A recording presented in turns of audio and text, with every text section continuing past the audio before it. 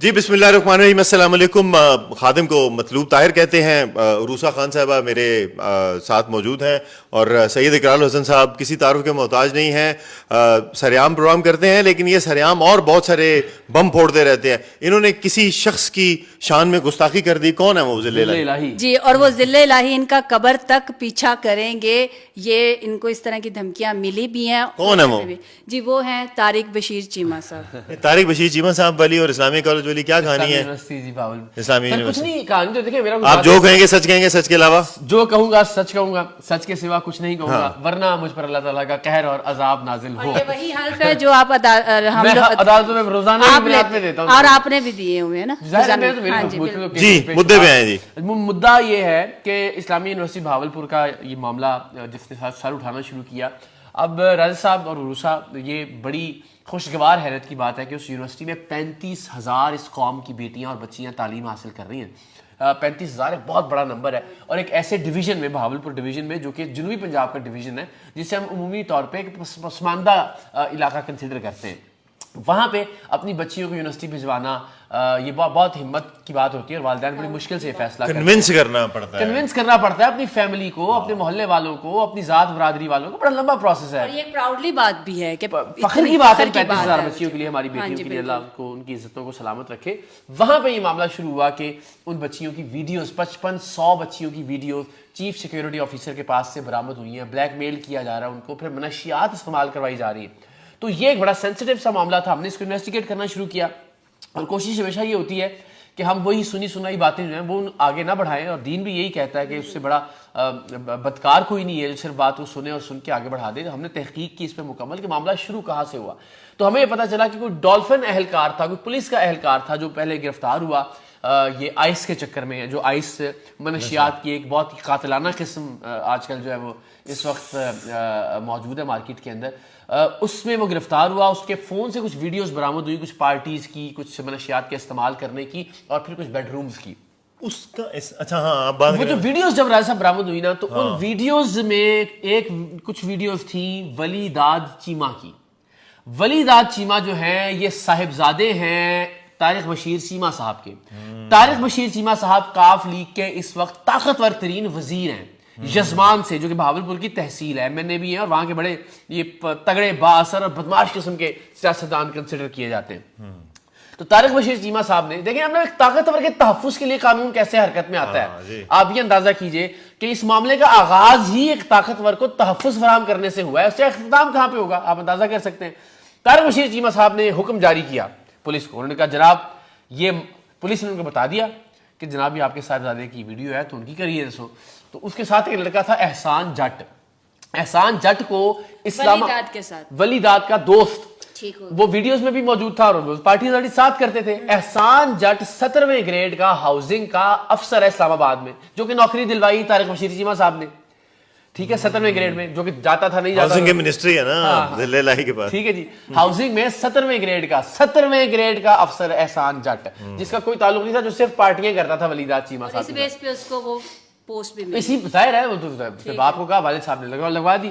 والد صاحب کو لیکن احسان جٹ پہ غصہ بہت آیا کہ میرے بیٹے کو اس نے بے راہ روی پہ لگا دیا. دیکھیں جو بھی کوئی بھی انہوں نے احسان جٹ کو مروایا، پٹوایا، اس پہ پتہ نہیں کتنے 100 گرام جو ہے نا وہ چرس ڈلوائی، منشیات ڈلوا کے پرچے کٹوائے، اس کی زندگی برباد کر دی. طارق بشیر چیمہ صاحب ویسے بڑے ریزنیبل سے لگتے ہیں. مطلب دیکھیں نا، ایک باپ ہے، طاقتور باپ ہے، اس کو اپنے بیٹے کا کریئر مستقبل تباہ ہوتا ہوا نظر آ رہا ہے، تو قانونی طور پر اس نے زیادتی اور ناانصافی کی، لیکن اپنے بیٹے کو محفوظ کرنے کے لیے ساتھ انہوں نے یہ جو ہے نا حکم بھی جاری کیا اپنے دیوان خاص اور دیوان عام سے پولیس کو کہ جناب جتنی ویڈیوز بھی جس موبائل میں اس ملک کے یا اس کائنات کے یہ ویڈیو ولی داد چیمہ کی ہے، اس موبائل سے اس ویڈیو کو ڈیلیٹ کروایا جائے. تو پولیس تو آپ کو پتہ ہی ہے سیاستدانوں کی کس طرح سے جو ہے وہ چاپلوسی کرتی ہے.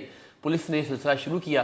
وہ چلتے پتہ چلا کہ کون وہ ان پارٹیز کا حصہ ہوتا ہے، کون آئس استعمال کر رہا ہے بہاولپور میں، کس کا فارم ہاؤس استعمال ہوتا ہے. ولی داد کا اپنا فارم ہاؤس بڑا بدنام ہے اس معاملے میں.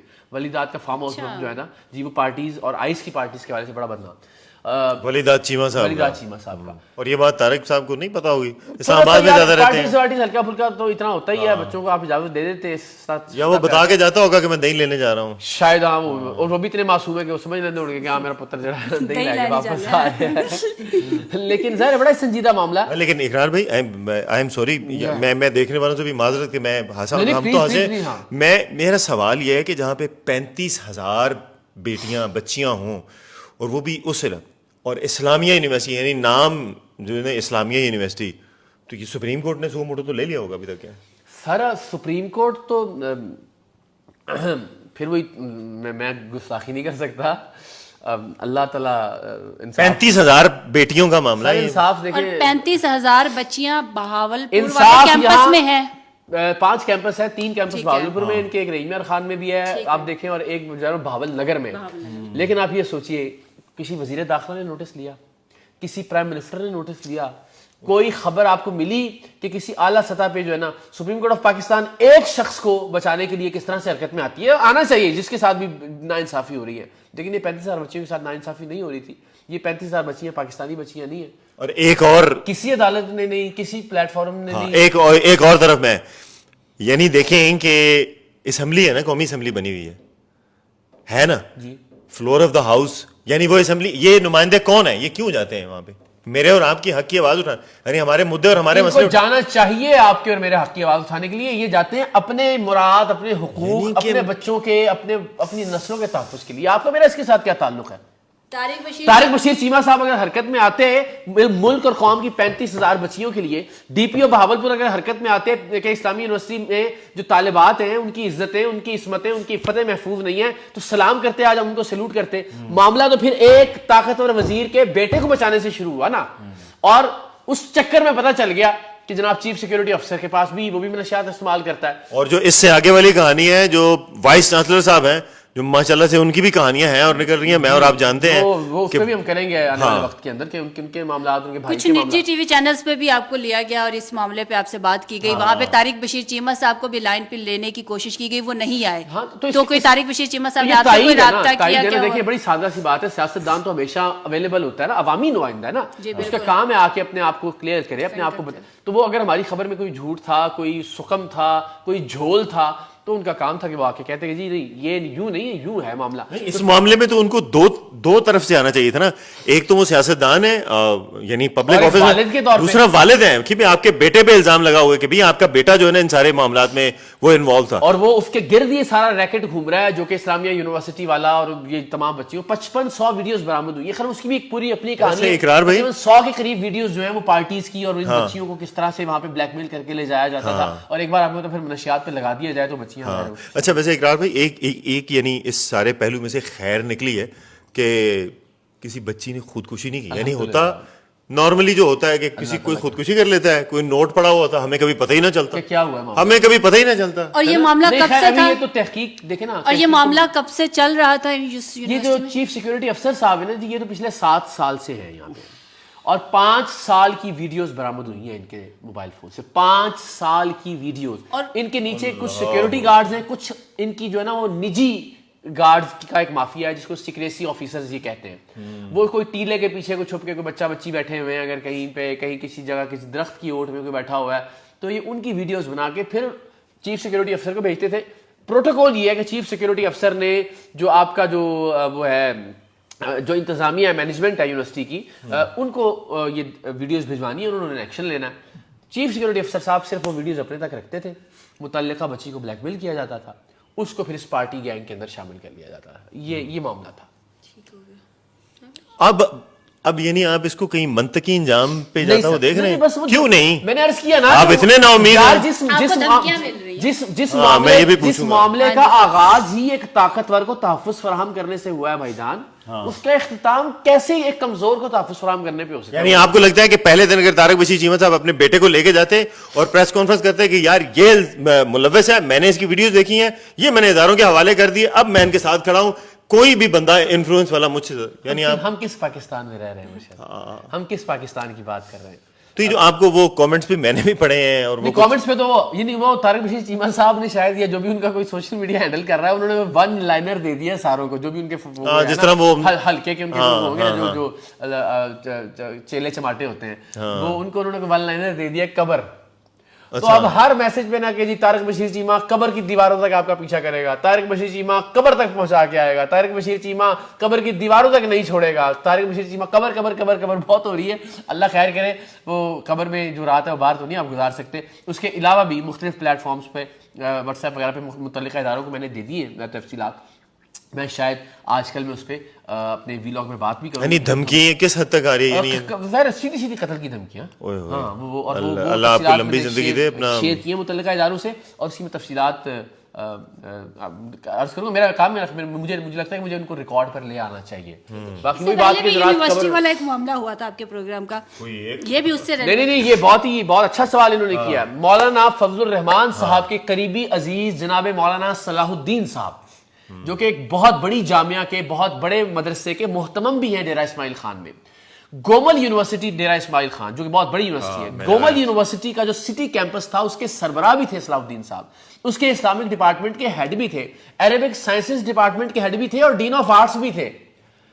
ٹھیک ہے, اور بہت ہی باریش اور بڑی بہت ہی دینی علیا والی شخصیت. ان کو ہم نے پکڑا کیا, یعنی ایسی ویڈیوز تھی جن کا ذکر بھی نہیں میں کر سکتا, بس یہ سمجھ لیجیے. بچیوں کو نمبر دینے کے چکر میں, نمبر ان کے بڑھانے کے لیے ان کو بلیک میل کر کے وہ ویڈیوز ہمارے پاس تھی کہ جیسے ہی وہ ویڈیوز انہوں نے دیکھی انہوں نے کہا اس کو بند کر دیجئے, میں معافی مانگتا ہوں, میں اپنا ریزگنیشن دے رہا ہوں. انہوں نے استعفیٰ دے دیا. راجہ مطلوب صاحب, عروسہ خان صاحبہ, استعفیٰ دینے کے بعد اسی ملک کی عدالت نے انہیں باعزت بری کیا اور کہا کہ آپ اقرار الحسن کے خلاف حد کے عزت کا دعویٰ کریں. اور آج وہ یہ انصاف ہے. نہیں, وہ یونیورسٹی سے خود ریزائن کر دیا, لیکن یہ اس ملک کا انصاف ہے, یہ اس ملک کی عدالتیں. یہاں پہ اگر آپ توقع کر رہے ہیں کہ سپریم کورٹ سو موٹر لے گی تو میں آپ کی عقل پہ ماتم ہی کر سکتا ہوں. یعنی رات کو 12 بجے جب دروازے کھول سکتے ہیں باقی کاموں کے لیے, تو یہ ان کی بیٹیاں اپنی بھی تو بیٹیاں. ملک کا قانون, اس ملک کا نظام صرف طاقتوروں کے تحفظ کے لیے ہے بس. وہ مجھے یاد ہے آپ کا ایک وہ ویلاگ تھا, آپ کا ایک ویلاگ تھا, اس میں آپ نے ایک بات کی تھی, آپ نے کہا کہ اللہ نے مجھے بیٹی نہیں دی. تو میں چونکہ 3 بیٹیوں کا باپ ہوں, میں جب یہ اس طرح کے حالات دیکھتا ہوں نا تو میں کہتا ہوں کہ یار میں اپنی بیٹیاں یہاں پہ لا کے پڑھا کے, اور اللہ معاف کرے. میں ایک سوال آپ سے کرتا ہوں, بڑا تلخ سوال ہے, میں ہمیشہ کہتا ہوں اور پوچھتا بھی ہوں آپ سے. آپ برطانیہ میں بھی ہیں, آپ کی فیملی بھی وہاں پہ ظاہر آپ رہتے ہیں. میں کہتا ہوں جی برطانیہ میں ہفتے کی رات ہے, صبح کے 4 بج رہے ہیں, اور وہاں پہ آپ سب جانتے ہیں برطانیہ جانے والے کہ عام طور پہ جو ویکینڈ ہے اس میں جب آپ سڑک پہ نکلتے ہیں کھانا وانا کھانے کے لیے تو اس پہ آپ دیکھتے ہیں کہ نشے میں دھت غول جو ہیں وہ نائٹ کلبز سے باہر نکل رہے ہوتے ہیں. ٹھیک ہے, مرد بھی بے شمار, عورتیں بھی, بچیوں نے لڑکیوں نے تو باقاعدہ سینڈلز جو ہیں وہ ہاتھ میں پکڑ رکھے ہوتے ہیں کیونکہ وہ نشے میں ڈول رہی ہوتی ہیں اور وہ جو ہیلز ہیں اس پہ وہ چل نہیں پا رہی ہوتی ہیں, تو لہٰذا وہ ننگے پیر چل رہی ہوتی ہیں. اور اسی طرح سے ہزاروں کی تعداد میں مرد بھی ہوتے ہیں, کسی عورت کے ساتھ بد تہذیبی ہوتے ہوئے نہیں دیکھی ہم نے. ٹھیک ہے, سڑک کے اوپر ایسے ہی ایک یہ منظر ہے کہ 4 بجے ہفتے کی رات کو اس طرح سے مردوں کی غول نشے میں دھت وہاں سے نکل رہے ہیں, اور ایک منظر ہمارے یہاں پہ لوگ نماز پڑھ کے مساجد سے باہر نکل رہے ہیں ہفتے کی رات 4 بجے. اب آپ کی بہن, آپ کی بیٹی, آپ کی اہلیہ کسی ایمرجنسی میں اسپتال سے گھر واپس تشریف لا رہی ہیں, صبح کے 4 بج رہے ہیں. آپ برطانیہ میں اپنی بیٹی بہن کو زیادہ محفوظ تصور کریں گے ہفتے کی رات 4 بجے, یا ہفتے کی رات 4 بجے پاکستان میں اپنی بہن بیٹی کو زیادہ محفوظ تصور کریں گے اگر وہ اکیلے ٹریول کر رہی ہے؟ تو میں تو دن 4 بجے یہاں پہ محفوظ نہیں سمجھوں گا, چونکہ مجھے پتا ہے نا, مجھے پتا ہے. اب اس معاشرے میں جواب یہ بول دیں یعنی تو پھر آپ کو جو مجھے پتا ہے کہ اس بات پہ بھی ہمیں بہت گالیاں پڑیں گی, لیکن میں اس کا لاجیکل جواب دیتا ہوں نا. یعنی مجھے پتا ہے پہلی بات تو یہ کہ کچھ ہوگا نہیں, اگر خدا نہ خواستہ سال میں اگر سینکڑوں کے حساب سے وہاں پہ بھی کیسز ہوتے ہیں, وہاں پہ بھی تو گندی ذہنیت کے تو انسان تو پوری دنیا میں, اگر خدا نہ خواستہ کچھ ہوا تو وہ اس کے گھر تک پہنچیں گے, وہ اس کی جان نہیں چھوڑیں گے, اور اگر وہ بھاگ کے پاکستان آ گیا تو وہ یہاں سے اسے لے جائیں گے, اور اگر 30 سال 40 سال کہیں چھپ گیا تو 40 سال کے بعد اس کے ڈی این اے سے کہیں نہ کہیں نکال لیں گے, چھوڑیں گے نہیں, وہ کیس کلوز نہیں کریں گے. جرمنی میں بال سے پکڑا ہوا پاکستانی تھا جس نے ریپ کیا تھا جنگل کے اندر. سر یہاں پہ پاکستان میں, آپ کے پاکستان میں یہاں پہ 32 سال کے بعد ان کو وہ لے کے گئے تھے. 32 साल के बाद उस बंदे ने आइडेंटिटी चेंज कर ली, अपनी हालत चेंज कर ली, सब कुछ 32 साल के बाद यहाँ से कानून फिर जब आम आदमी के लिए तहफ्फुज़ के लिए होता है फिर तो ऐसे होता है। यानी इख्तिताम पे तो फिर यही है ना, फिर हम यही सोचेंगे यार यहाँ पे कानून तो है लेकिन उसकी इम्प्लीमेंटेशन नहीं है। नहीं है, हाँ, कानून की इम्प्लीमेंटेशन भी लेकिन है, मैं गरीबों के लिए है। गरीबों के लिए नहीं तारिक है, बशीर चीमा के बेटे साहब के उनके बस लिए बेटे के कानून लिए, था। विफाकी वजीरों के बेटे के लिए, जजों के बेटों के लिए। वो सिविल जज साहिबा की बेगम को गिरफ्तार करके दिखाए ना पुलिस, जो उस मासूम बच्ची पे तशद्दुद हुआ है रिजवाना पे, जरा गिरफ्तार कर ले पुलिस तो अंदाजा हो जाएगा। अभी पता चल जाएगा आपको कि कानून और इंसाफ किसके लिए है, कल उसको बेल मिल जाएगी। यार इकरार भाई, मैं चलें ये सारी बातें लानत भेजें इस सब पे कि यार उसने क्या किया, उसने क्या किया गलत। यार इन लोगों की यानी आपने आखिरी दफा कब अपने बेटे को कहा होगा कि हाँ ठीक है बेटा, किसी गरीब को तुमने रोटी तुम अपने खा रहे हो तो किसी को नहीं, तुमने किसी का ख्याल नहीं रखना, बस तुमने अमीर हो, तुम कभी मशवरा दिया है? कभी आपके माँ बाप ने आपको, ये कौन लोग हैं कि इनके घर में भी इनको कोई समझाने वाला नहीं है? इतने जानवर हैं ये लोग।